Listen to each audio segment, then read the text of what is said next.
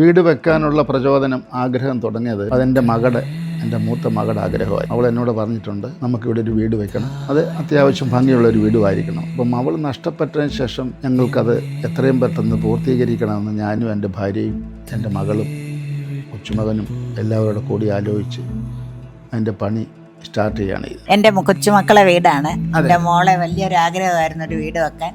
എൻ്റെ മക്കൾ ആഗ്രഹത്തിനൊരു വീട് വെച്ചതാണ് എൻ്റെ മക്കൾക്ക്. 2024 ഫെബ്രുവരി മാസം 22-ാം തീയതി കല്ലിടീൽ കർമ്മം നടത്തുകയും തുറന്ന് അതിൻ്റെ വർക്കുകൾ 1 by 1 ആയിട്ട് ചെയ്ത് പൂർത്തീകരിക്കുകയും ചെയ്തു.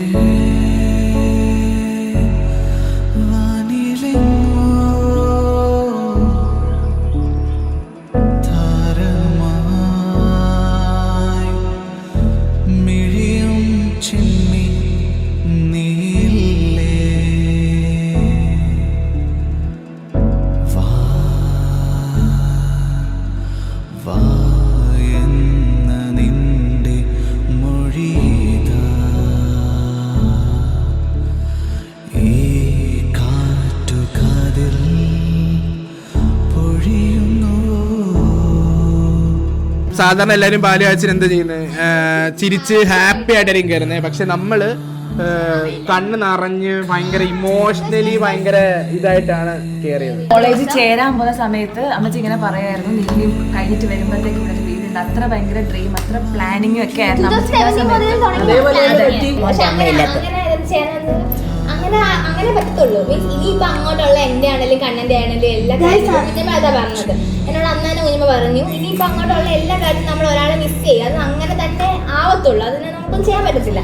സോ അത് അക്സെപ്റ്റ് ചെയ്ത് പോവാന്നേ ഉള്ളൂ. ചിലർ പറയും നല്ല കാര്യങ്ങൾക്ക് പോകുമ്പോൾ കരയരുത്, പക്ഷെ അത് ഓർക്കുമ്പോ, അല്ലെങ്കിൽ എനിക്ക് സത്യം പറഞ്ഞാൽ ഞാൻ കരയത്തില്ലായിരുന്നു. പക്ഷെ എനിക്ക് അപ്പൂപ്പൻ ഇവിടെ വന്നിട്ട് ഈ ഫോട്ടോയിലോട്ട് നോക്കി അപ്പൂപ്പൻ ഇങ്ങനെ വിതുമ്പുന്ന കണ്ടപ്പോൾ അപ്പൂപ്പനെ കണ്ടാണ് എനിക്ക് കരച്ചിട്ട് വന്നത്. ഞാൻ അത് കണ്ടാണ് പിന്നെ നോക്കിയപ്പോഴത്തേക്കും കുഞ്ഞമ്മ കരയുന്നു, ലച്ചു കരയുന്നു, അമ്മൂമ്മ കരയുന്നു, പിന്നെ എല്ലാവരും പക്ഷെ അങ്ങനെ പൊട്ടി. കുഞ്ഞമ്മയാണെങ്കിൽ ഒരിക്കലും ആരുടെ മുന്നിൽ ചെന്ന് കാണിക്കത്തൂടെ ഇല്ല. കുഞ്ഞമ്മ പോലും അങ്ങനെ ആയപ്പോൾ എനിക്ക് ഒട്ടും കൺട്രോൾ ചെയ്യാൻ പറ്റിയില്ല. പക്ഷെ അതിനാരും കുറ്റം പറയത്തില്ല, അത് അങ്ങനെയാണ്, അത് അങ്ങനെ തന്നെ. ഇനിയുള്ള എന്ത് കാര്യത്തിനായാലും നമ്മൾ ഓൾവേസ് അത് മിസ് ചെയ്യും, നമുക്കൊന്നും ചെയ്യാൻ പറ്റത്തില്ല.